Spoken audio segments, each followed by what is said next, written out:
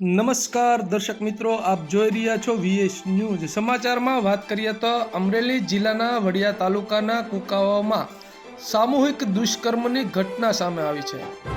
21 વર્ષીય યુવતીને લગ્નની લાલચ આપી સામૂહિક દુષ્કર્મ ગુજાર્યું. કુકાઓ ખાતે 4 વ્યક્તિઓએ યુવતી પર ગુજાર્યું દુષ્કર્મ. પ્રિતેશ ઉર્ફે પદિયો, રસિકભાઈ આસોદિયા, દકુ રામજી વેકરિયા, અનિલ દેસાઈ, સોમાભાઈ આલાણી સામે નોંધાયો ગુનો. વડિયા પોલીસ મથકમાં નોંધાયો ગુનો. સામૂહિક દુષ્કર્મની ઘટનાથી ખળભળાટ. પોલીસે આરોપીઓની ધરપકડ કરવા ચક્રો ગતિમાન કર્યા. તો આવા જ સમાચારો જોવા માટે જોતા રહો વીએસ ન્યૂઝ.